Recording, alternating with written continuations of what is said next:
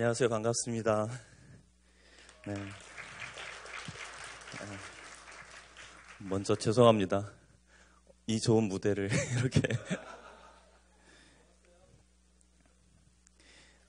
저를 소개하면 저는 경상남도 합천군 초계면 초계리에서 지금 2006년도 1월 달에 아까 MH 공법으로 목회를 시작한 맨 땅에 헤딩으로 아프리카 선교사를 꿈꾸던 젊은 전도사가 전국에서 가장 복음화 일이 낫다라고 하는 이야기 하나만 듣고 무작정 내려가서 시작된 이야기입니다.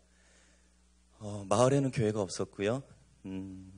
7개 면을 통틀어서 초중고등학교는 다 폐교가 됐고 단 하나 남은 학교가 있는 그런 면에 들어가서 2006년도 1월부터 교회를 시작하게 됐습니다. 8년 동안 있었는데요. 이제 9년차 들어가는데 마을이라고 하는 단어가 저한테는 굉장히 공포고 두렵기도 했던 때도 있었습니다. 마을 사람들이 대동단결해서 교회를 싫어하고 여러 가지로 해방이 많았기 때문에 개척하고 처음에는 낫을 들고 와서 저희 교회 사택을 다 찍는 사람들도 있었고요. 교회 옥상에다가 진해 천여 마리를 풀어놓고 견디다 언제 나가나 보자 하시는 분도 계셨고, 설교 중에는 물론 설교 대상은 저희 아내와 지금은 이제 둘이지만 그때 당시 하나였던 제 아들 한 명 놓고 하는데 얼음물이 담긴 대야에 가거름을 넣어서 들어와가지고 설교하고 있는 저에게 껴지고 가고, 그리고 머리만한 돌을 약 1년에 걸쳐서 예배 때마다 찾아와서 던지는 분들이 계셨고요. 그리고 폭언이나 개똥, 소금, 유리 조각은 아주 다반사로 일어나던 그런 마을이었습니다. 교회를 처음 보고 전도하던 사람이 아예 없던 곳이니까 그럴 수 있겠거니 생각을 했죠. 2006년에 개척을 하고 3년, 4년 정도는 그렇게 외롭게 지냈는데 결국 2009년 1월 1일 방금 이런 사건이 터진 겁니다. 사람들이 보다가 제가 10평에서 목회를 시작을 했는데 10평에서 40평으로 옮기니까 어떻게 말을 잘했길래 사람들이 헌금을 하고 그 돈으로 이렇게 옮기게 됐느냐면서 부르주아의 앞잡이, 종북 빨갱이, 어울리지도 않는 단어들을 다 껴서 막 부르기 시작하시는 거예요. 제가 아마 배가 그렇게 나온 것 같지는 않은데 저보고 배 나온 돼지, 혼자서 배불리게 헌금으로 니네 배불리면서 살기 위해서 교회하는 거 아니야, 이런 얘기 들으면서 있었던 곳입니다. 그런 곳에서 마을을 만진다라는 것, 그리고 리더십을 발휘한다라는 것은 거의 불가능하지 않을까라고 생각이 들을 정도였고요. 저에게 그런 폭행을 가했던 분은 결국은 그 폭행 후에 그냥 떠나신 게 아니라 저에게 맞은 게 충격이 아니었고 그가 저에게 던진 말이 제 목회를 완전히 뒤집어 놓게 됐습니다. 너는 내가 교회 교인이 되기를 바라면서 왜 너는 정작 이 지역 주민이 되려 하지 않아? 라고 얘기를 하는데 제가 깜짝 놀랐거든요. 2006년 1월에 개척을 해서 2009년 1월까지는 4년 정도, 한 3년 정도 정말 열심히 성실하게 일했거든요. 마을에서 필요로 하면 마늘 정도 뽑으러 가고, 마을에서 필요로 하면 사람들 일도 도와주고, 전구도 갈아드리고, 샤시도 교체해드리고, 방충망도 교체해드리고, 안 해본 일이 없을 만큼 다 쫓아다녔어요. 근데 그때는 감사하게 생각하다가도 그냥 그걸로 끝이었었습니다. 이 정도면은 이제 마을 사람이 됐겠거니 생각을 했는데 사람들의 모습은 그게 아니었나 봅니다. 그리고 그러면 아이들이나 몇 명 남지 않은 청소년들에게 다가가서 저들을 변화시키는 것으로 여기서 목회를 해보자 해서 도서관, 공부방, 다문화가정, 한글교실, 음악회 여러 가지 프로그램을 했어요. 굉장히 많은 것들을 했는데 아무리 좋고 건강하고 열려있고 그리고 그들에게 좋은 것들을 준다고 생각을 하고 있었지만 사람들이 보는 모습은 그런 게 아니라 변화된 저의 모습, 이 지역 사람으로서 함께 가는 저를 기대하고 있었다라는 것을 그 사건을 통해서 알게 됐습니다. 그래서 이미 교회가 세상과는 넘지 못할 듯한 그런 담과 벽과 선으로 막혀져 있구나라는 걸 피부로 체감하는 그런 사건이었고요. 이에 저는 굉장히 충격적인 변화가 일어나기 시작했어요.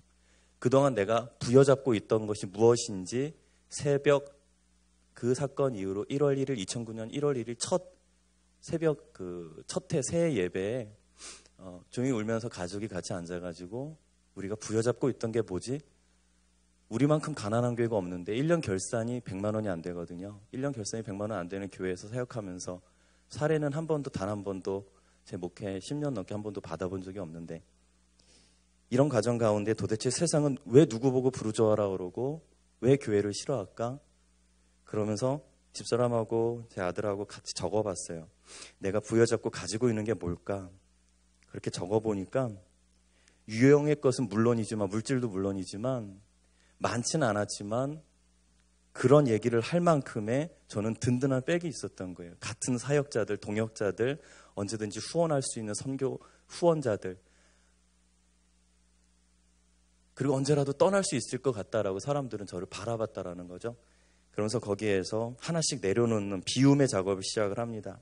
그래서 오늘 저는 여러분들에게 짧은 시간 동안에 비움과 살림과 더불어 함께의 이야기를 이제 10분 동안 해드리려고 합니다. 그래서 지금까지 부여잡고 있었던 것을 내려놓으면서 방법과 프로그램이 아니라 제 삶의 자체에 대해서 돌아보고 그리고 내려놓는 연습을 시작을 했죠. 아, 내가 너무 잘하려고 했구나. 내가 너무 혼자 다 하려고 했구나. 이 사람들이 내 대상이 아니라 나랑 함께 가고 있는 건데 라는 걸 머리로는 알았는데 몸으로나 삶으로는 그렇게 살지 못했다라는 것을 고백하기 시작을 했습니다. 그래서 제 목회 철학, 고집, 당연함, 강대상은 여기 있어야 돼. 그리고 예배는 십자가 있는 여기서만 드려야 돼. 수요 예배 반드시 드려야 돼. 새벽기도 아무도 없어도 나가서 내가 무릎 꿇고 하나님 앞에 나가야 돼. 그 모든 것들이 나름대로의 고집이었다라는 것을 제가 알게 됐어요. 그래서 하나님, 제가 백지 위에다가 다시 제 신앙을, 제가 그리려고 했던 교회를 다시 그리고 싶습니다. 그래서 하나씩 정리하기 시작한 것 중에 가장 큰 게 교회의 모든 장의자와 모든 도구들을 다 마당으로 다 내보냈어요. 그리고 얼마 가지고 않았던 개척하면서 시작했던 저희 살림살이를 하나씩 밖으로 정리하면서 마을 분들이나 또 다른 개척을 하는 후배들에게 나눠주기 시작을 했습니다. 그리고 있던 차가 퍼지면서 그 차를 다시 폐차하고 팔게 되는데 그 차의 모든 비용도 저희보다는 좀 나은 교회였지만 그쪽으로 전부 다 후원금을 보냈어요. 가지고 있는 것 아니면 내가 없던 거지만 그것까지도 다 보내면서 희한한 희열을 느꼈습니다. 아, 내가 여태까지 정말 많은 걸 자꾸 머리로 또 내 삶 안으로 집어넣으려고만 했었구나. 비우는 훈련이, 비우는 연습이 이렇게 필요하고 정말로 중요한 건데 내가 목사로서 그걸 전혀 몰랐구나. 사람들 보고는 내려놔야 된다고, 또 더 내려놔야 된다고, 비워야 된다고 말했지만 나는 내가 없다라고만 생각해서 채우려고만 하지 않았는가를 너무 뼈저리게 느꼈다라는 거예요. 그러면서 교회가 커지면 쓰려고 개척교회니까 보내주는 게 계시더라고요. 그래서 커튼, 방석, 성가복, 스크린 TV. 근데 저희는 성가대도 없고 방석 위에 앉을 사람도 없고, 근데 창고에 보면은 성가대 가운이 동복도 있고 하복도 있고, 그래서 다 꺼냈어요. 다 꺼내서 다 나눠드리고요. 내가 분명히 뭔가 지금 목회를 잘못하고 있었구나. 그러면서 제 삶을 돌아보고 제가 이 지역 사람들하고 땀 흘리면서 같이 사는 연습을 백지 위에다가 같이 그려보자라고 해서 저와 아내가 같이 그때 막 태어났던 이제는 2달 된 아기를 데리고 같이 바리스타하고 벨기에 초콜라티에 수업을 받으러 경산이라는 곳까지 갔습니다. 합천에서 경산까지 1시간 반 정도 걸리는데요.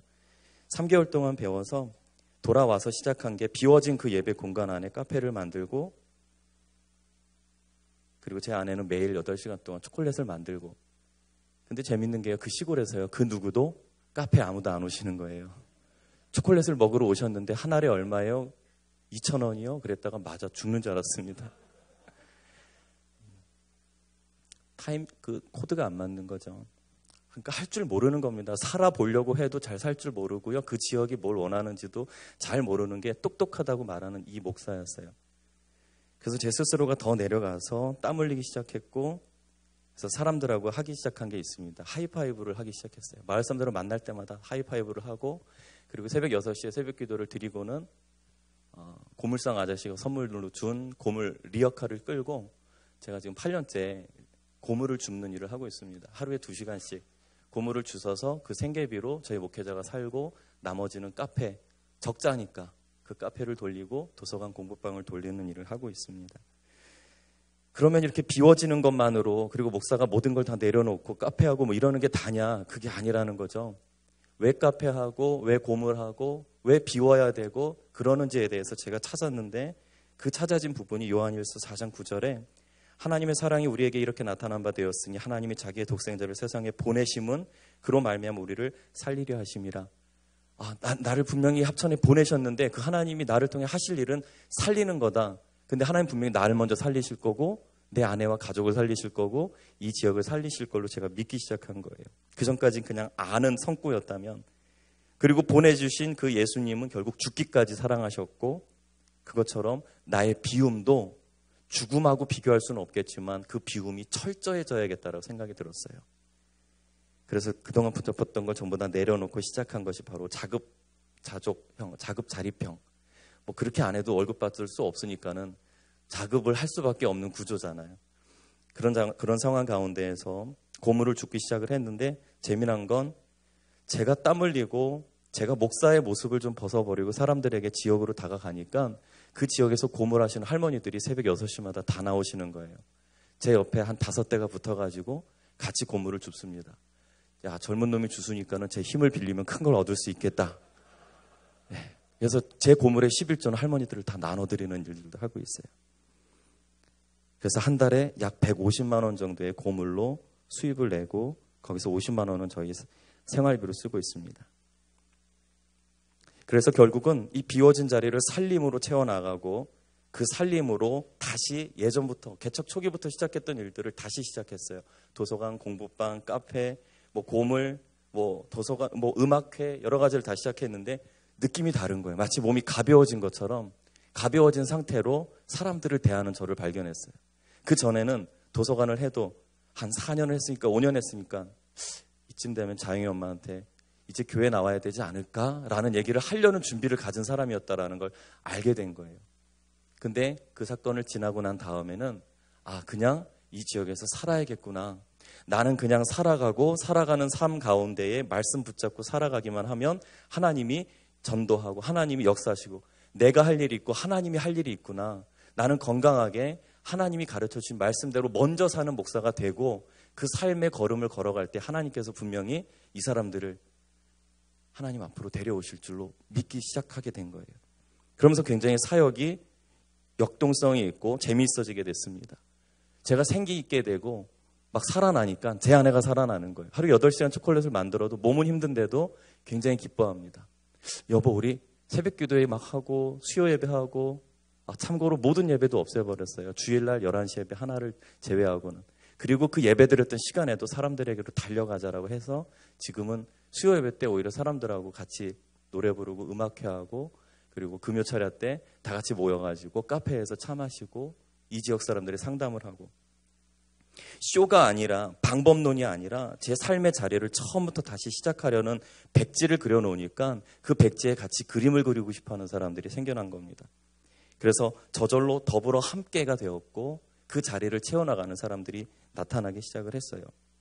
그래서 놀랍게도 앞에 4년과 지금 뒤에 2009년 뒤에 4년은 너무나도 달라졌습니다. 저희 교회에 카페와 도서관에 전기세와 모든 관리비를 마을 분들이 주민회의를 하셔가지고 불교 신자들이 주민회의를 해서 각 가정에 3만 원씩 걷어서요 저한테 감사원금 봉투를 달라고 그러시더라고요. 그러더니 거기다가 60만 원이라는 돈을 매월 넣으셔가지고 거기다가 전기세, 보시 이렇게 써가지고 주시는 거예요. 그리고 놀랍게도 제가 자고 일어나면 다음날 저희 교회 마당에는 소주병과 맥주병이 산더미처럼 있었습니다. 각 마을회관마다 술을 왜 그렇게 많이 드시는지요. 야, 이거 어떻게 치워야 되냐 하면 거기 목사 보니까는 고물 줍더라, 거기 갖다 줘 해가지고 고물이 다음날 쌓이기 시작했어요. 그래서 고물보시가 시작이 됐고요. 그 다음에 저희 아이들 중에서 공부방 아이들이 45명인데 정부 지원 없이 지금 진행을 하고 있습니다. 8년째. 45명의 아이들 11시까지 밥 먹이고 공부 가르치고 11시부터 12시 반까지는 6개 면의 각 마을에 1시간 동안 차량 운행을 8년째 하고 있어요. 이걸 그대로 지켜보던 사람들이 올해 변화되기 시작했습니다. 마을 사람들이 차가 이젠 제 차 옆에 같이 주차를 합니다. 밤 11시에 제 한 대로 시작했던 아이들 돌아다니는 그 작업이 지금은 17대가 저희 교회 앞에 밤 11시에 불화성을 이루기 시작을 했어요. 그래서 6개 면으로 그 아이들이 다 갈 수 있게 됐고, 그 중에 한 아이는 통일교 어머니 자녀였는데 이 친구는 전교 꼴찌에서 저희랑 같이 공부한 3년 동안 전교 1등이 됐습니다. 학원도 없고 학습지 아무것도 없어요. 그런 상황 가운데에서 자기주도 학습이라는 좋은 명분 아래 그냥 방치했죠. 예. 그랬더니 그 아이가 목사님도 저렇게 열심히 사시는데 나도 열심히 해야겠다. 그리고 자기 노트에 양쪽에다가 여기는 아버지 이름을 쓰고 여기다 제 이름을 써가지고 공부하다가 안 되면 그 위를 보고 아버지를 위해서 열심히, 공부하다 안 되면 위를 보고 이진영 목사님을 위해서라도 열심히. 그래서 그 친구가 전교 1등이 됐고 이번에 경상대학교에 합격을 했습니다. 그랬더니 지역 주민들이 장학금을 500만 원을 걷어서, 보통은 교회가 돈을 모아서 지역에 장학금을 대잖아요. 장학금 보시로 500만 원이 들어왔어요. 사람들하고 같이 어울리게 되는 것이 내가 비우면서 시작이 됐어요. 내가 비워서 바꿔서 어떻게 하는 것도 아니고 내가 비우니까 비워진 백지를 사람들이 같이 그림을 그리더라고요. 그러면서 지난달에는 어떤 것까지 생겼냐면, 나 목사님하고 여행 가고 싶은데 같이 갈 수 있어요? 이러는 거예요. 73년생 소띠 엄마 모임, 개모임에서 오셔가지고 왜 하필이면 목사랑 가세요? 불교 신자들이. 그랬더니 너무 재밌을 것 같다는 거예요. 왜냐면 제가 8년 동안 아이들하고 국토순례를 하고 아이들하고 국제청소년 성취 포상제로 여행을 엄청 많이 다녔거든요. 너무너무 재밌어하고 아이들이 변화된 모습 보니까 나도 좀 살려달라고. 나 여기 합천으로 시집 와가지고 괴로워 미치겠다고. 나 좀 제주도 좀 데려가 달라고. 그래서 73년 소띠 엄마들 모임에서 와서 개모임에서 1월 7일부터 1월 12일까지인가요? 4박 5일 여행을 떠나는데 남자는 저 하나고요. 73년 소띠들이 전부 다 이렇게 우글우글 됐는데 여행을 가게 됐습니다. 그리고 돈은 다 되겠대요. 그래서 그것도 여행 보시라고 얘기하더라고요. 많은 것들이 변했는데 제가 오늘 이 자리에서 리더십 관련해서 한 가지 말씀드릴 건, 하려 하기보다는 오히려 내려놓는 작업이 더 필요한 시대가 아닌가. 내가 지금 부여잡고 채운 것이 도대체 무엇이었는지를 한번 돌아봐야 될 때가 아닌가. 내가 가고 싶은 것, 내가 하고 싶은 것만 하려고 한 목회는 아니었는가. 그런 거에 대한 처절한 반성과 돌아봄이 필요한, 오히려 그런 리더십이 더 필요하지 않을까라는 생각이 들었고요. 리더십은 내가 끌어가는 게 아니라 각자 안에 있는 리더십을 이끌어낼 수 있는 것, 오히려 그것은 백지가 더 좋았던 것 같아요. 백지 위에 그렸기 때문에.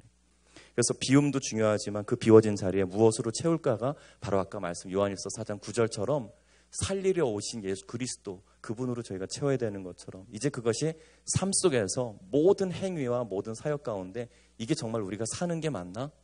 이게 정말 살리는 게 맞나라고 점검하고 검토해야 될 거라고 생각이 듭니다. 그래서 지금은 사람들하고요, 저희 도서관하고 공부방이 밤 11시에 끝나니까 전국에서 저희 카페로 오시는 손님들이 계세요. 그분들을 위해서 공부방 도서관을 무료로 운영하는 게스트하우스로 지금 하고 있습니다. 그랬더니 1년에 약 2,000명의 사람들이 지금 내려오고 있어요. 서울에서, 부산에서, 순천에서 사람들이 와서 그냥 자고 갑니다. 조건은 3가지. 무료지만 카페에서 음료 마시기. 2번째는 나가서, 저희 별 잘 보이는 시골이거든요. 나가서 가족이 왔으면, 연인이 왔으면, 친구끼리 왔으면 손잡고 별 보고 밤 11시에 걷고 오기. 3번째, 음식은 반드시 이 지역에서 사 먹거나 사기. 그렇게 했더니 놀랍게도 페이스북과 인터넷을 통해서 약 2,000명의 사람들이 왔다 갔고요. 저는 하나도 재정적으로 이득을 보지 못했지만 마을 사람들이 뭐라 그러냐면, 교회가 있어서 우리 마을이 되게 좋다라는 얘기를 합니다. 그리고 사람들이 지금 얘기하는 것 중에 가장 제가 기뻤던 건, 이게 진짜 목사네, 그렇게 얘기를 하더라고요.